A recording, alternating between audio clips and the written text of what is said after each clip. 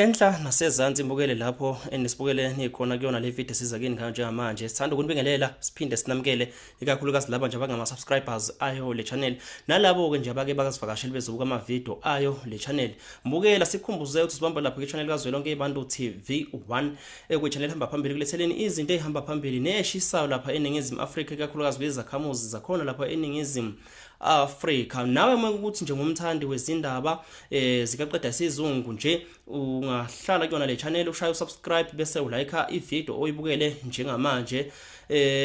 Kanti ke namhlanje ke sikhona endaweni yaseSoweto eProtea Glen lapho sibizwe khona isakhamuzi sangakhona umama usibizile ngodaba oluthile olujulile afisa ukuthi aliveze lapha kubabukeli beBantu TV1 ngenhloso ukuthi unethemba lokuthi angase asizakale njengoba la kwiBantu TV1 nje sibuka abantu abaningi kangaka.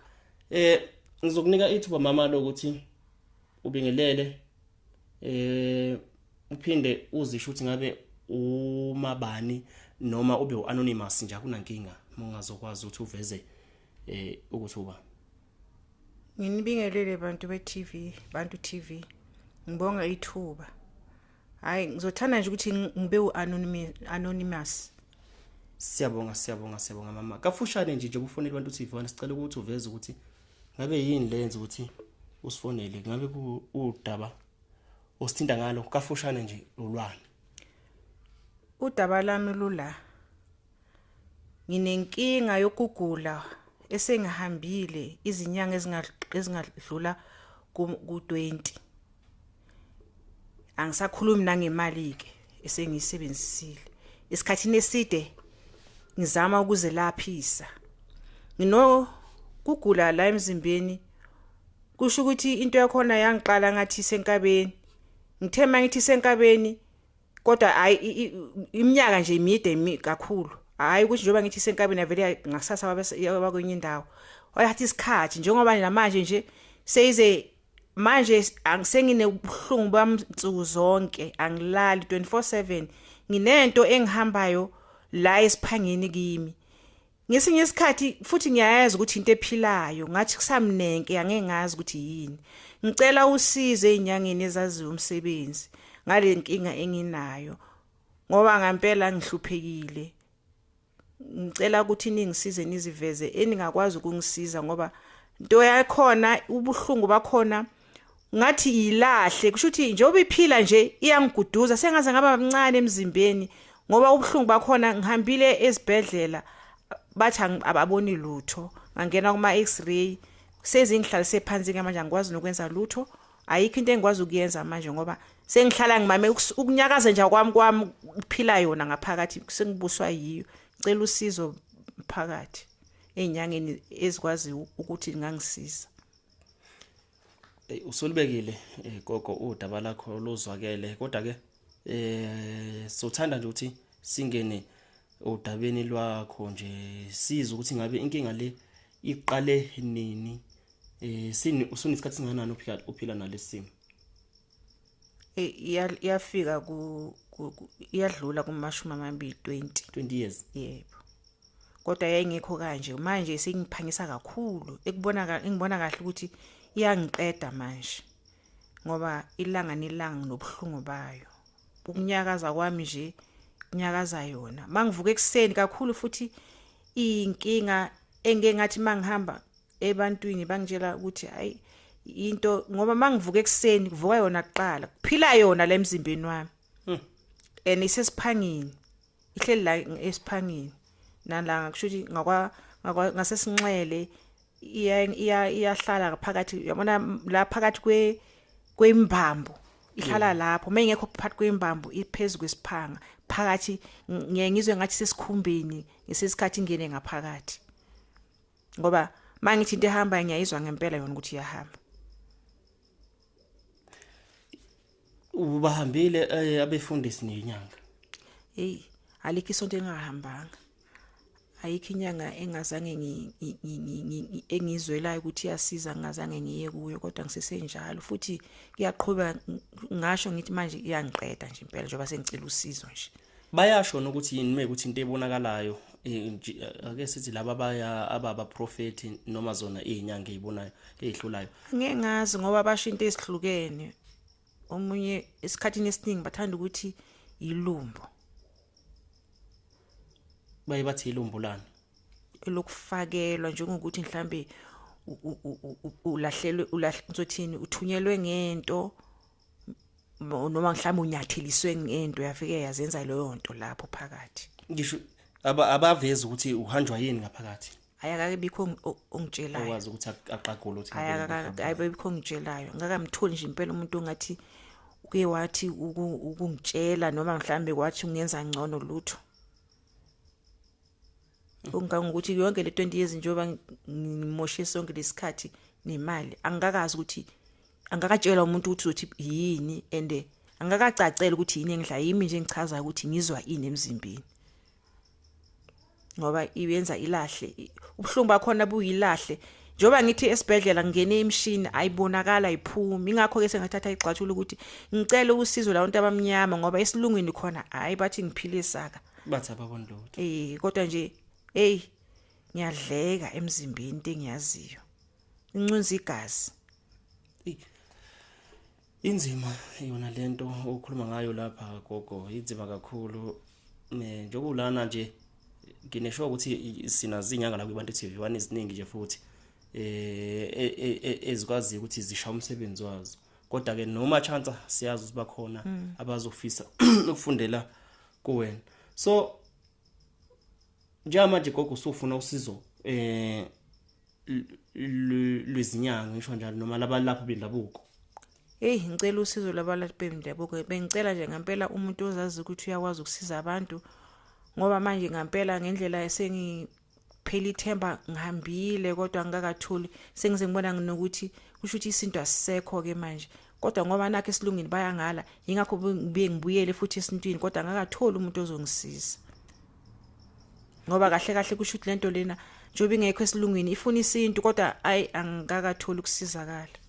Kusho ukuthi isilungu sihlulekile. Sihlulekile ukuthi sibone khonana nalaba abalapha indabuko uthe mhlawumbe usubahambile bayadlula ku20 nabo futhi bayehluleka. Yabona kule 20 nje into engiyazi ukuthi bangilapha ngayo ngineyimbiza egcwele la endlini angisazi nami ngiyaphuma ngemntwini ngibuye nembiza ngiphuma ngemntwini ngibuye nembiza akuncedi lutho ngoba hayi nokuthi mhlambe ngihamba i2 weeks umuntu nginika isikhathi nje impela kodwa hayi vele kufane into engizwisa ubuhlungu ukuthi malebele ngithi ngiyazilapha lento lena manje iphakeme kakhulu ngempela yangiqeda njoba ngisho nje ukuthuka kwami okukhulu kulapho uthi mhlambe mangikhula njoba sengikhule yangena ngimncane mhlambe naye iyakhula ngize ngitshele lokho.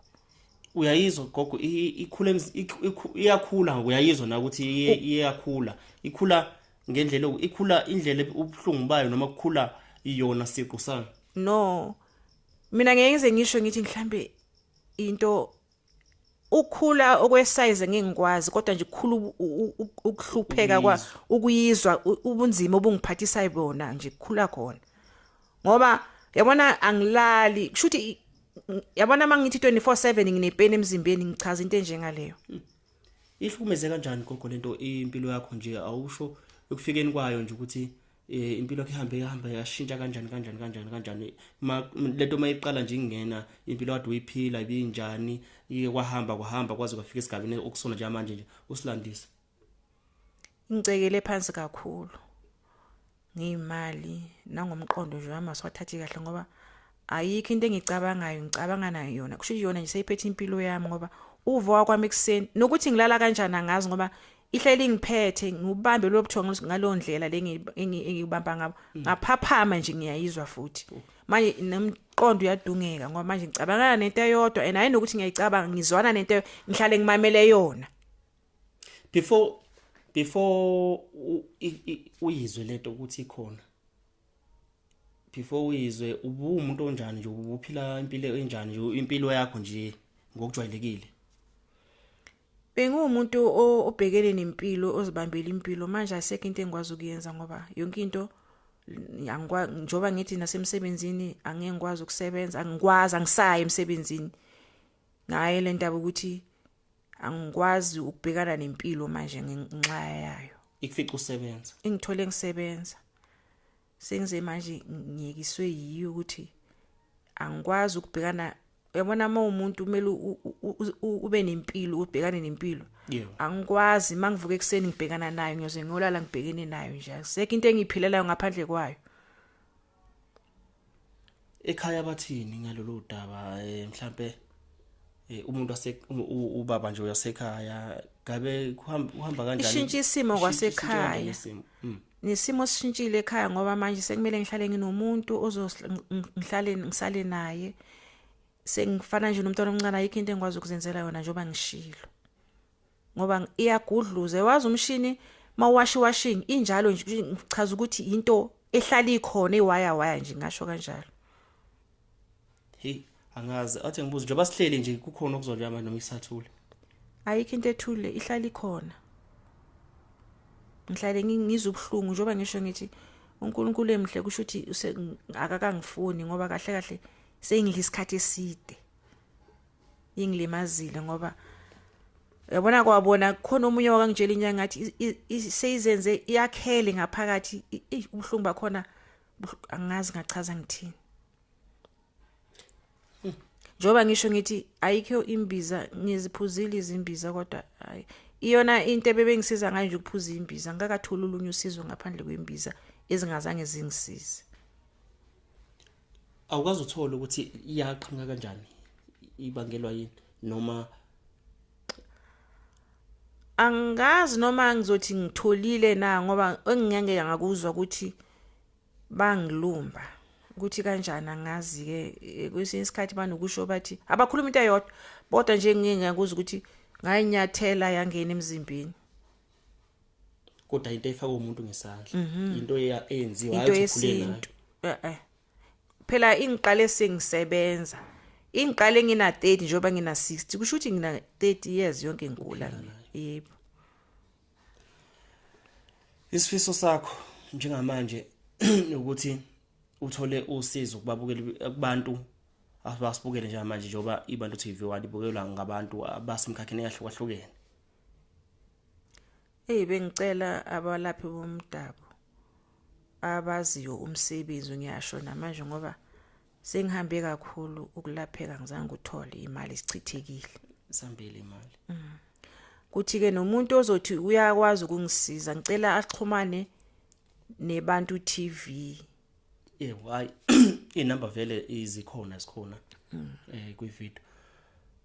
Kunjalo ke nje ugogo esho nje ukuthi ningafonela lapha kwiBantu TV1 mhlawumbe ubalekela mhlawumbe ukuthi ziningi ingcinga izongena kuyena abantu bemfonela besho lokhu nalokhu. Manifoneleke kwiBantu TV1 akunankinga sokhuluma mhlawumbe ngikuneze inamba ikagogo ukuthi mhlawumbe ngiyakubona ukuthi ngumuntu ozwakalayo ukuthi uthini.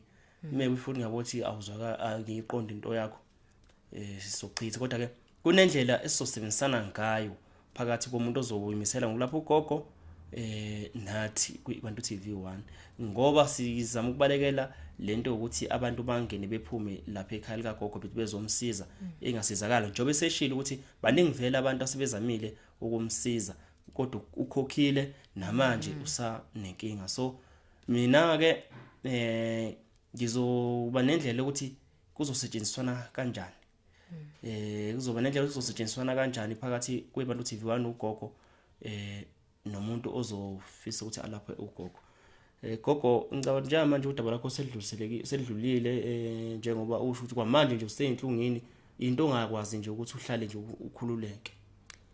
Cha impilo yona ngabopheka kudala ngoba anginankululeko emzimbeni anginabo umnandi emzimbeni. Yabona umuntu unokumamela igazi lakhe mina ngihlale ngimamele lento ibhlungu. Yona into eyinkinga kakhulu kimi.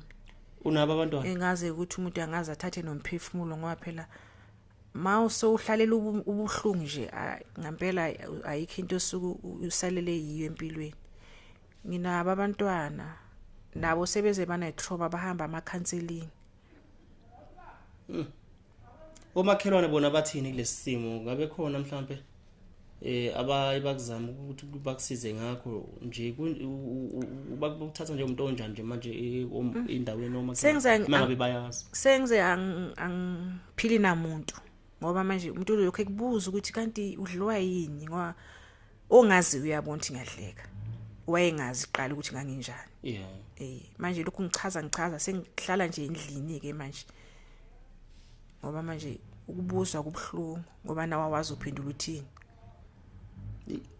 futhi lento kushaye isishaya impilo yakho yazayishaya ngisho emphakathini ngoba futhi awusasiyo umuntu ophila emphakathini angikwazi ukuphila ngoba uzofanele ngichaze into nami enemibuzo ngayo ngoba phela umuntu uzokubuza into akubuza yona nawe awazi uphendula uthini ngalo ke ngihlala endlini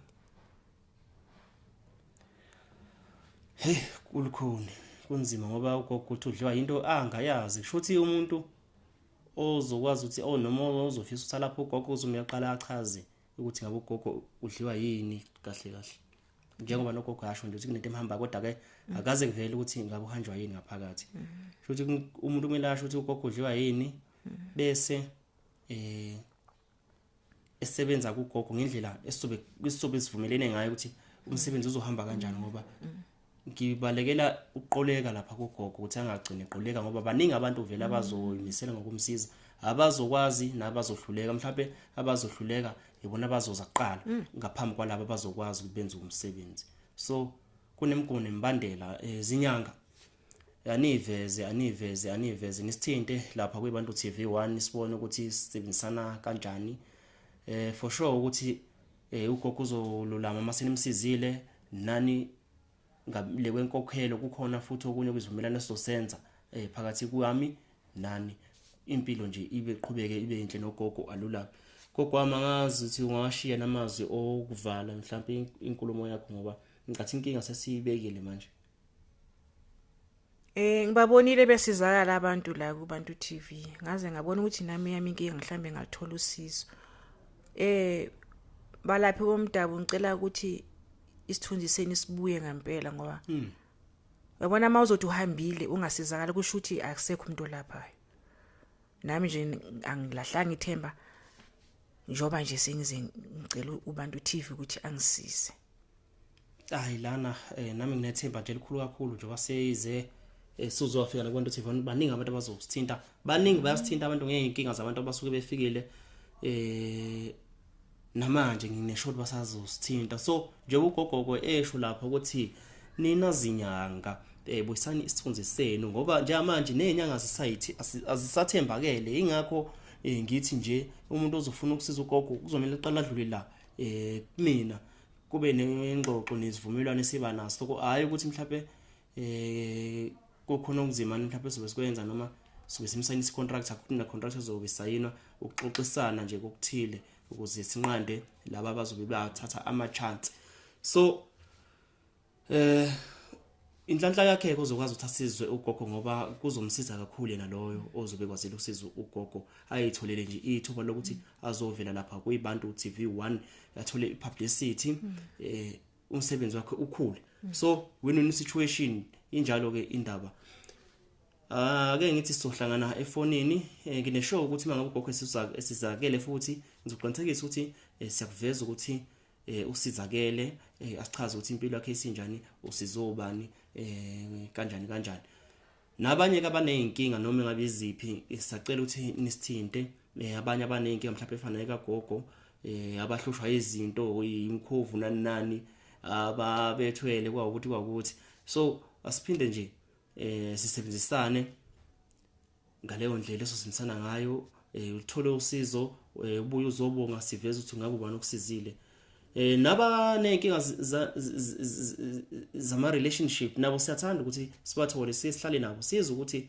ngabe ubona laphana kuhamba kanjani ayikho imizi engenazo izinkinga zayo nalapha ebudlelwaneni singalijabulela ukuthi nike nizivakashele size sobhunga udaba leni mhlawumbe khona into ofuna ukuyiconfessa kupartner wakho iBantu TV1 is there for everything singakujabulela kakhulu lokho ukuthi nifike nina nje ikakhulukazi laba bama relationship naqasha kangaka yazi ngibanga ngithina phela bonke abantu kodwa laba basedlelwaneni cha ave beyifihla into yabo msana ukufihla kangaka nini kokuqala nani nifihlene abanye kuyona leyo relationship omunye akaziyo ukuthi usedlelwaneni nalo anobudlelwane naye so ake sisebenzisaneni ibantu tivani ikhule ifike kwelinye izinga ngoba iyokhula ngani isaphosini kuphela nje esidingayo sibonge ithuba nisazosifonela ngodaba luka gogo lapha ekhaya besise Soweto ke Protea Glen kuphina kuphi ke negoli siyakhona ukuthi sifike sisebenzisane noma wena ufike kuthina kusetshenziswane bese ke konke kubuyela ababukeli babantu TV nokuyibona abantu abahlele benesixazululo odabeni ngibonge ithuba gogo hayi sesiqedile ngiyabonga abantu Nkosi